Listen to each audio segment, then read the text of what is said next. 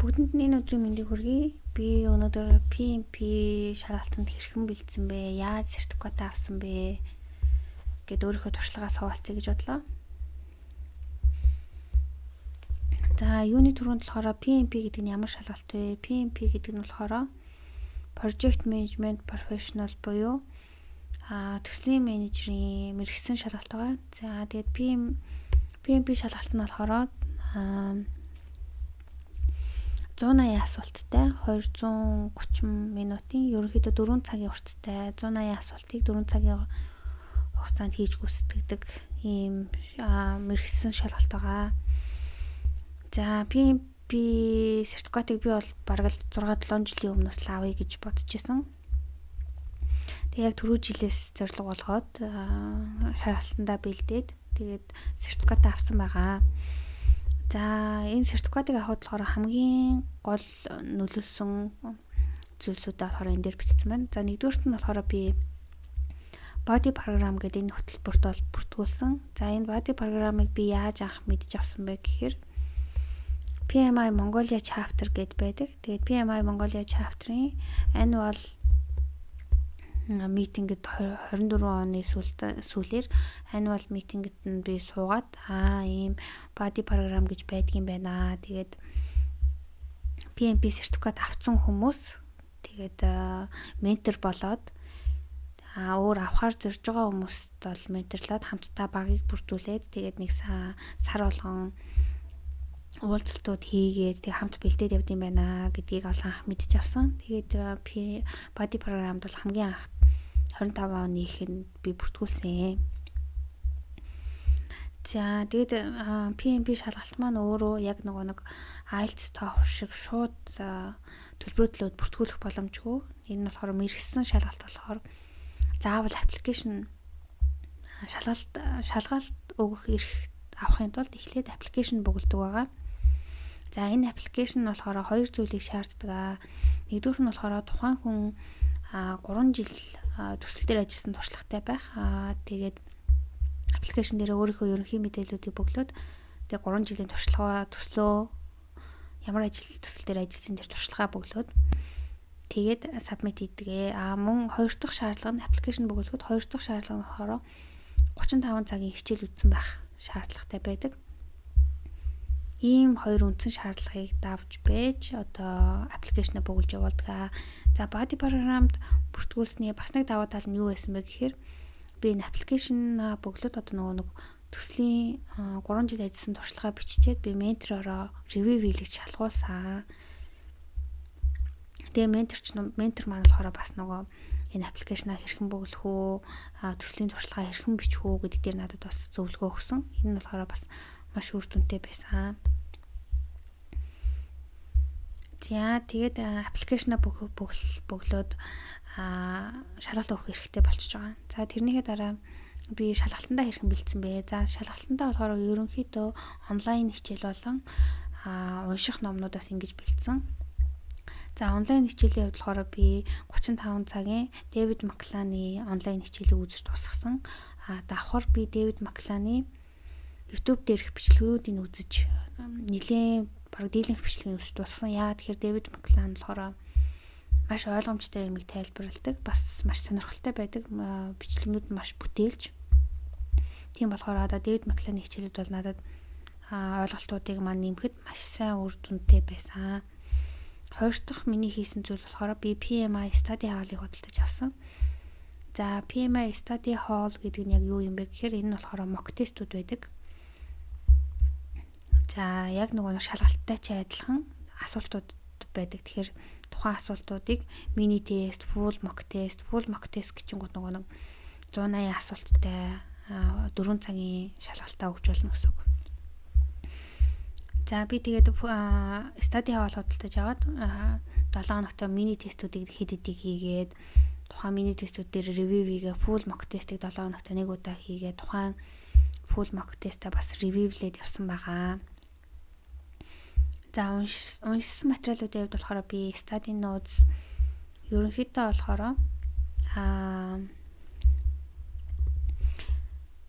манай ментор болон PMI Mongolia chapter-аас болохоор study notes болон retag уншихыг санал болгосон. Тэгээ би study notes read айл-айлыг нь уншсан. Тэгээ давхар би Pembroke-ыг уншсан. Би бол Pembroke номыг заавал унших хэрэгтэй гэж бол зөвлөн. Яагаад гэхээр Pembroke дээр яг нэг энэ people, process, business environment гэдэг энэ сэдвүүдийг нь бүгднгийн маш гоё тайлбарлсан байгаа. Тэгээд 180 асуулт одоо PMP-гийн 180 асуулт маань өөрөө энэ 3 үндсэн сэдвийн хүрээнд бүх асуултууд маань байдаг. Тэгээд 180 асуултын 42% нь болохоор people сэдвээс, 50% нь болохоор process-ос, 8% нь болохоор business environment гэсэн энэ 3 ерөнхий домен сэдвээс 180 асуулт маань бүрддэг. За тэгээд би мөн exam content outline-а бас харчих хэрэгтэй. Энэ нь болохоор яг энэ 3 үндсэн доменийн асуултуудыг нь одоо detail-ний задлалсан байдаг. Яг ямар сэдвийн асуултууд юу нь ирдэг вэ гэд. Тэгэхээр нөгөө exam content outline-а ерөнхийдөө бас уншчул маш их зүгээр. Тийм байгаа.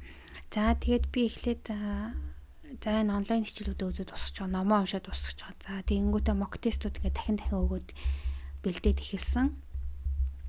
За тэгээ бас нэг өгөх зөвлөгөө нь хэрвээ аппликейшнаа бөглөөд аппликейшн чи approve болчвол шууд би бол шалгалтаа book гэж хэлмээр байна.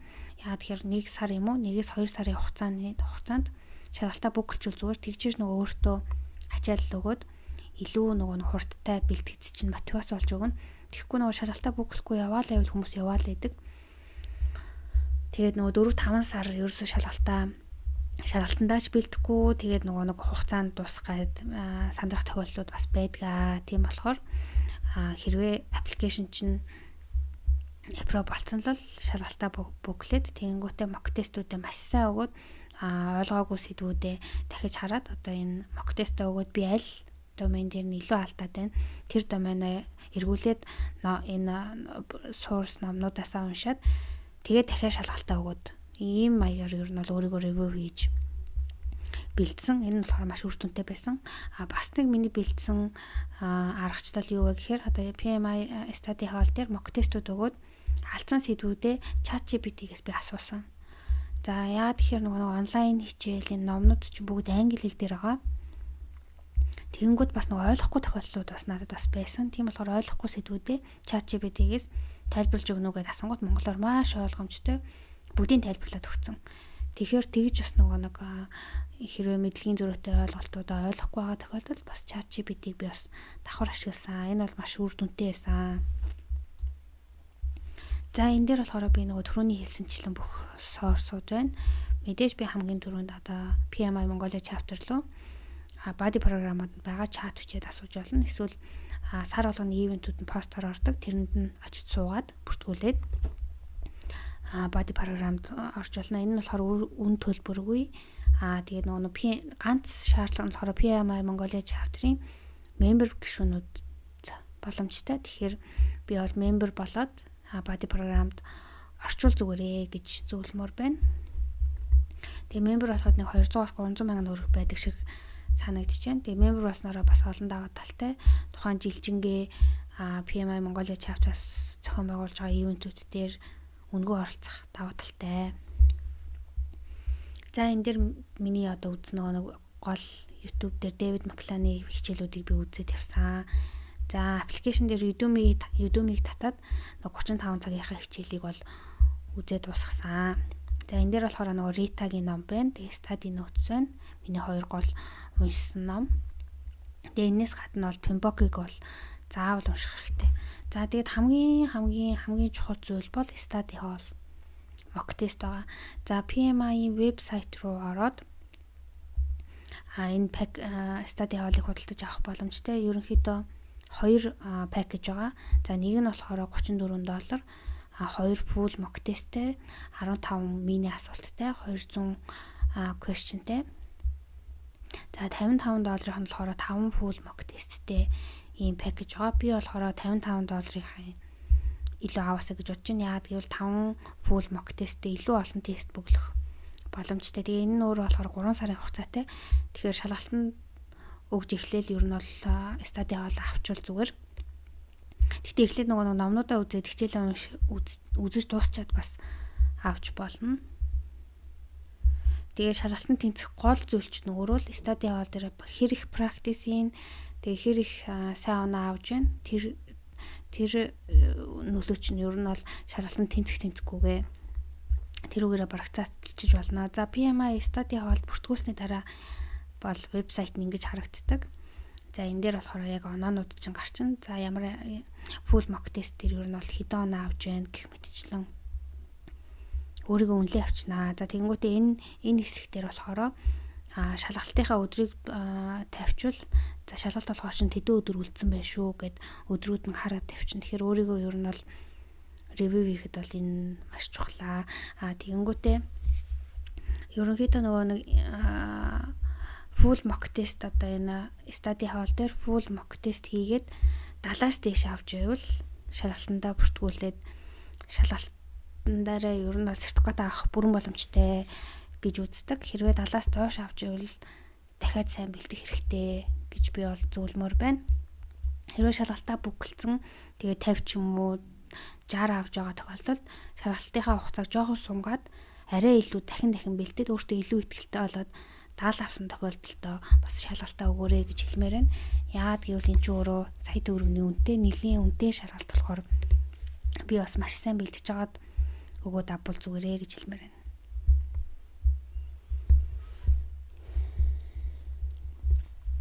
За тэгээ эцэст нь бол хэлэхэд хамгийн чухал зүйл бол ер нь бол practice дахин бэлдээл өөрийнхөө mindset-ийг өөрийнхөө бие физиологийг шалгалтандаа маш сайн бэлдээд ер нь бол mock test-ийг хийгээл review хийгээд тэгээ оноогоо сайжруулсан тохиолдолд шалгалтаа өгвөл та энэ сертификатыг бүрэн авах боломжтой шүү гэж хэлмээр байна.